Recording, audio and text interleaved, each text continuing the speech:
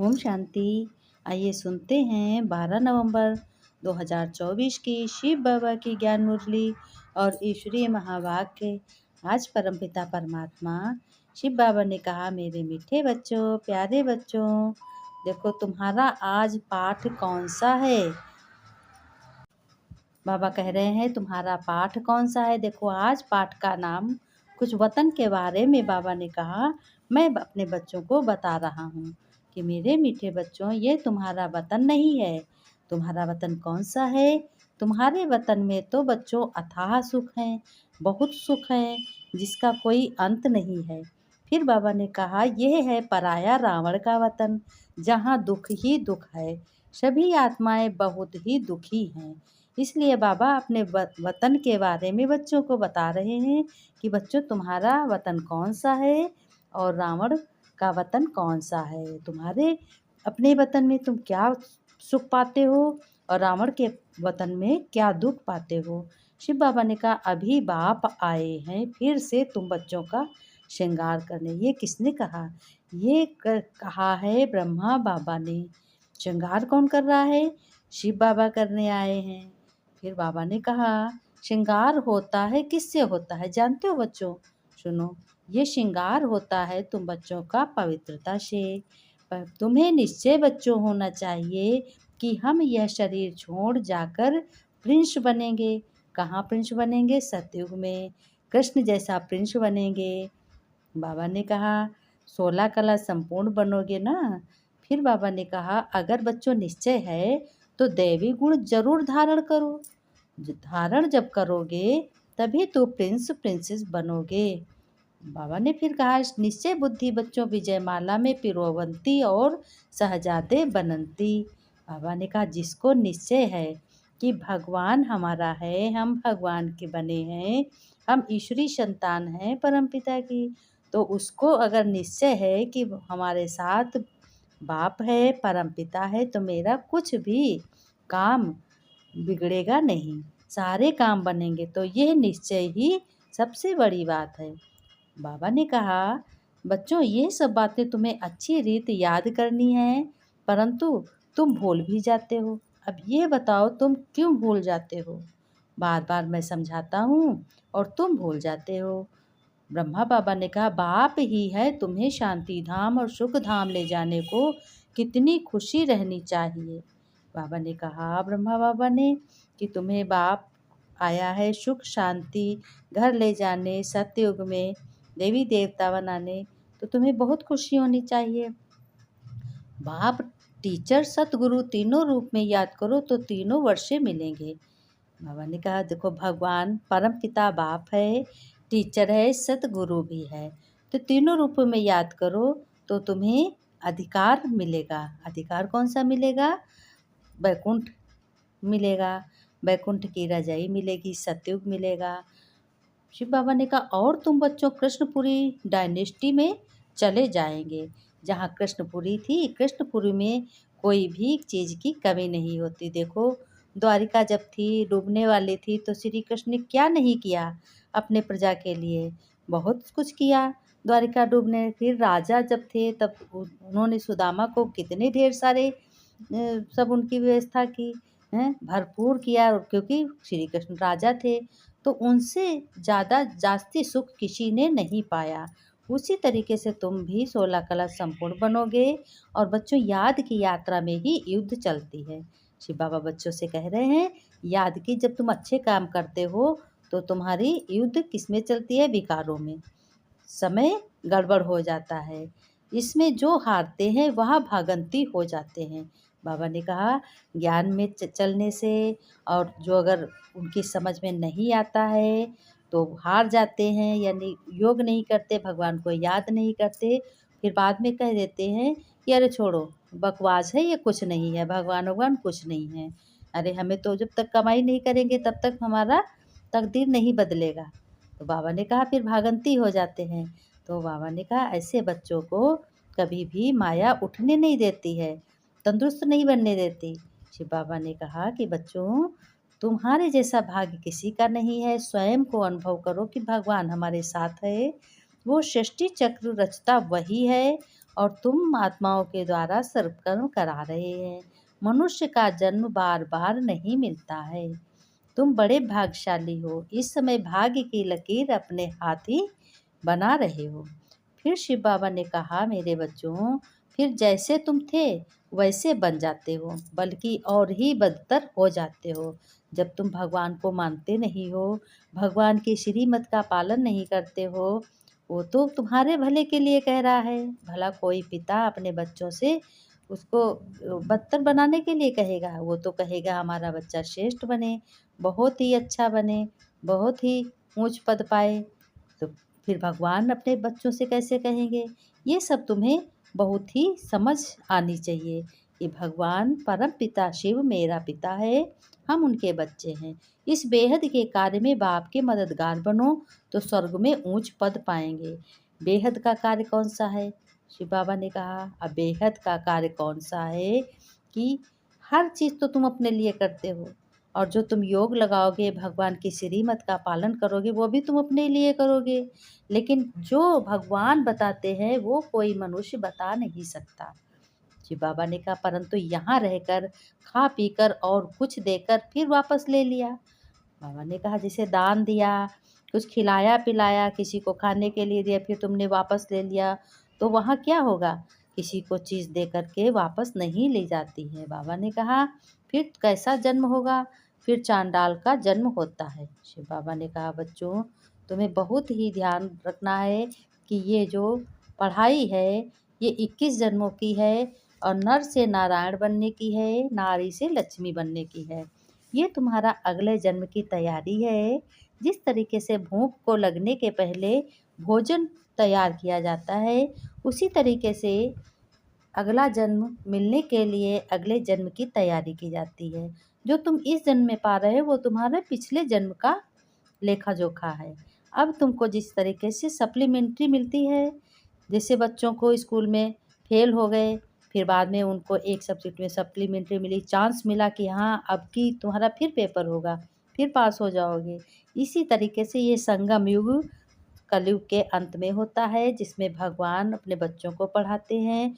स्वयं परम पिता और आत्माओं का मिलन होता है, और जो श्रीमत पर चलते हैं वो सुखी रहते हैं। राज्य भाग्य सब कुछ भगवान को सौंप कर अपने पिता को, क्योंकि पिता से बढ़कर और बाबा से बढ़कर कोई संबंध नहीं है। बाबा ने कहा, संबंध जोड़ोगे तभी वो नज़दीकियाँ बढ़ेंगी, तभी प्यार होगा, तभी पिता बच्चों को प्यार करे, बाप बच्चों को, और बच्चे बाप को प्यार करेंगे। इसलिए तुम अपने संबंध बड़े प्यार से जोड़ो। ठीक कहा, परंतु यहाँ रहकर खा पीकर कुछ ले देकर भी वापस ले लिया तो वहाँ चंडाल का जन्म लेंगे। शिव बाबा ने कहा कि खा पीकर तो तुम सब कुछ ही अपने लिए करते हो ना, मेरे लिए तो सिर्फ ये सेवा है। सेवा, मेरा परिचय बताओ, वो मेरे लिए। जब परिचय बताओगे तो कंकड़ पत्थर में ग्लानि भगवान की नहीं होगी। लोगों ने ग्लानि कर दी है कि कंकड़ पत्थर, पेड़ पौधों में भी भगवान है। बाबा ने कहा, ऐसा कुछ नहीं है, ये प्रकृति है। इसलिए कभी संशय में आकर बाप को नहीं छोड़ना चाहिए। अब बाबा ने कहा, बच्चों, अपने परम पिता परमात्मा को, शिव परमात्मा को कभी भी हाथ छोड़ना नहीं चाहिए। बाबा ने कहा, मीठे बच्चे, बाप आए हैं तुम बच्चों का श्रृंगार करने। सबसे अच्छा श्रृंगार है पवित्रता का, गुणों का श्रृंगार, और पवित्रता का श्रृंगार, गुण धारणों का श्रृंगार, ये सब बाबा श्रृंगार अपने बच्चों का कर रहे हैं, जो कोई मनुष्य मात्र कर नहीं सकता। प्रश्न में बाबा ने पूछा, पूरे 84 जन्म लेने वालों की निशानी क्या होगी? बाबा ने कहा, ध्यान से सुनो बच्चों, मैं बताता हूँ उत्तर में। नंबर 1 है, वह बच्चे बाप के साथ टीचर और सतगुरु तीनों रूपों को याद करेंगे।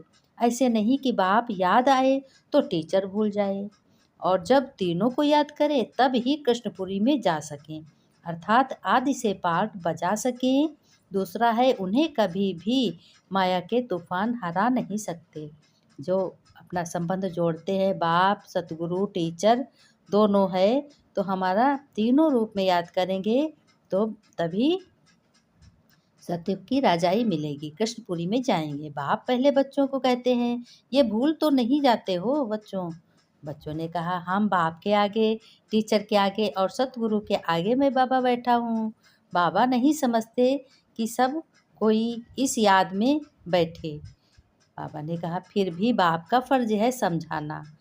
यह है अर्थ सहित याद करना। हमारा बाबा बेहद का बाप भी है, टीचर भी है और बरोबर हमारा सतगुरु भी है। सतगुरु कौन? जो सत्य गुरु हो, शरीरधारी नहीं, निराकार गुरु जो भगवान स्वयं है। जो बच्चों के साथ में ले जाएगा, बाप आएंगे ही। बच्चों का श्रृंगार करने, पवित्रता से श्रृंगार करते आते हैं, धन भी अथाह देते हैं। भगवान ने कहा, मैं बच्चों को धन भी देता हूँ। धन देते हैं नई दुनिया के लिए, जहाँ तुमको जाना है। वर्तमान भी तुम्हारा खुशी खुशी रहेगा। ये बच्चों को याद करना है। बच्चे गफलत करते हैं। देखो बाबा ये भी कह रहे हैं, बच्चे गफलत भी करते, जो भूल जाते हैं वह जो पूरी खुशी होनी चाहिए वह कम हो जाती है बच्चों में। ऐसा बाप तो कभी मिलता ही नहीं है, सारे कल्प में नहीं मिलेगा, इसी कल्प में मिलेगा, इसी युग में मिलेगा। तुम जानते हो हम बाबा के बच्चे ज़रूर हैं, लेकिन वह हमको पढ़ाते हैं, इसलिए टीचर भी ज़रूर है। हमारी पढ़ाई है नई दुनिया के लिए, अमरपुरी के लिए। अभी तुम बच्चे संगम युग पर बैठे हो, ये याद तो ज़रूर बच्चों को होनी चाहिए। तो पक्का पक्का याद करना है कि यह जानते हो इस समय कंसपुरी आसुरी दुनिया बहुत है। कलयुग में सब काले पड़े हैं। समझो कोई को साक्षात्कार होता है, परंतु साक्षात्कार से कोई श्री कृष्ण उनकी डिनास्टी में नहीं जा सकता। ऋषि बाबा ने कहा, हमेशा के लिए लगाने चाहते हैं, 4-5 वर्ष के लिए लीज पर भी मकान लेकर लगा सकते हैं। हम भारत की ही सेवा करते हैं, सुख धाम बनाने के लिए। इसमें बहुतों का कल्याण होगा, बाबा ने कहा। फिर बाबा ने नमस्ते की। हम रूहानी बच्चों की, रूहानी बाप दादा को, मेरे मीठे मीठे सिक्के लदे बच्चों प्रति माता पिता बाप दादा का याद प्यार, गुड मॉर्निंग। रूहानी बाप के रूहानी बच्चों को नमस्ते। हाँ, बाप बच्चों ने नमस्ते की। हम रूहानी बच्चों की, रूहानी बाप दादा को याद प्यार, नमस्ते नमस्ते, गुड मॉर्निंग बाबा, शुक्रिया बाबा, शुक्रिया। धारणा के लिए बाबा ने बताया कि बच्चों, धारणा में तुम्हें बहुत ही हर एक वर्ड धारण करना है। अपार खुशी में रहने के लिए सदा तुम्हें याद रहे कि स्वयं भगवान हमारा श्रृंगार कर रहे हैं, वह हमें अथाह धन देते हैं। हम नई दुनिया अमरपुरी के लिए पढ़ रहे हैं, अगले जन्म की तैयारी कर रहे हैं। शिव बाबा ने कहा, दूसरा है विजय माला में पिरोने के लिए बच्चों तुम्हें निश्चय बुद्धि बन दैवी गुण धारण करने हैं। जो दिया उसे वापस लेने का संकल्प कभी ना आए। संशय बुद्धि बन अपना पद नहीं गंवाना है। संशय बुद्धि है कि काम बनेगा कि नहीं बनेगा। अब एक भगवान से संबंध जोड़ा है तो क्यों नहीं बनेगा। वरदान में बाबा ने कहा, क्रोधी आत्मा को रहम के शीतल जल द्वारा गुण दान देने वाले वरदानी आत्मा भव। बाबा ने विस्तार में बताया कि तुम बच्चों को क्रोध बिल्कुल नहीं करना है, रहम दिल भावना रखनी है।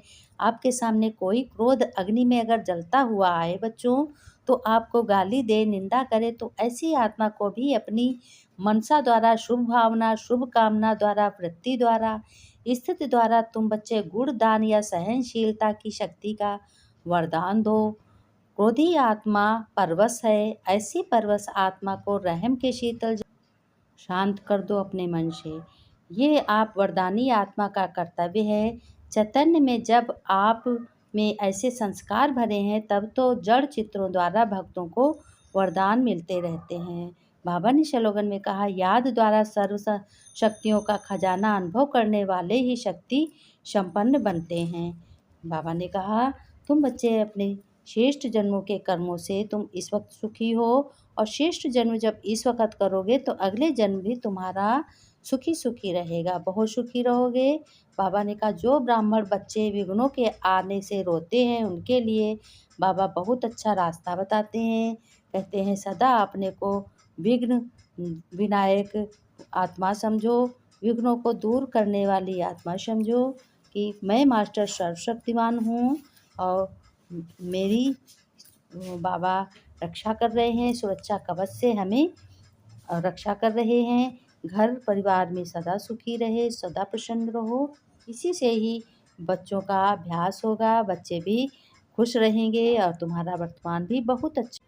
फिर शिव बाबा ने बहुत मोस्ट बात कही कि अगर जीवन में कोई भी परिस्थिति आपको तनावग्रस्त ग्रस्त बच्चों कर रही है और आप किसी को बोल नहीं पा रहे हैं, लेकिन मूड अच्छा नहीं है, जहाँ है जैसे हैं, बस एक बार ईश्वर का ध्यान करो, भगवान को पहचानो, अपने पिता को याद करो, यकीन मानो। बाबा ने कहा यकीन मानो कि मैं सुन रहा हूँ, परम पिता तुम्हारा सुन रहा है और तुम अपनी सारी समस्या, सारे भी विघ्न हैं, सब बताओ। बाबा को रूहानी याद करो, रूहानी नशे में आत्मा समझकर भगवान कल्याण करेंगे। तुम्हारे परिवार में सुख, शांति, पवित्रता, धन, वैभव, यह सब कुछ बढ़ेगा।